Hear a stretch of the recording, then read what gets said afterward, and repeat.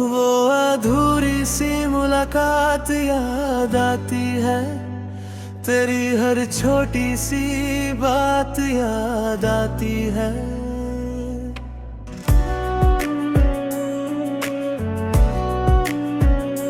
तेरी आंखों में जो ख्वाब देखे थे, वो टूटे हुए जज्बात याद आते हैं। हम साथ थे तो दुनिया हसीन थी, अब हर राह बड़ी गमगीन सी है। तेरा हाथ जब हाथ में था, हर डर जैसे कहीं खो गया था। अब वही हाथ खाली लगते हैं, सारे रिश्ते भी झूठे लगते हैं। तेरे साथ बिताए वो पल दिल में आज भी है संभल। तेरी हंसी की वो गूंज कहीं आज भी सुनाई देती यही।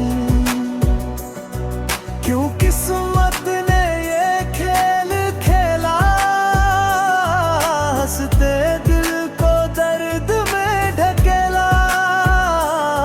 मैंने तुझसे जो प्यार किया, वो सच्चा था ना कोई गिला। पर तूने क्यों ये साथ छोड़ा, मेरा दिल यूं ही क्यों तोड़ा। रातों को तेरा नाम लिया,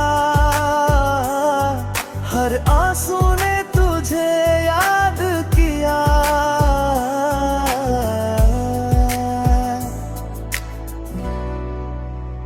नींद भी अब रूठ गई है, खुशी मुझसे छूट गई है। तेरे बिना ये दिल उदास है, हर दिन जैसे कोई सजा है।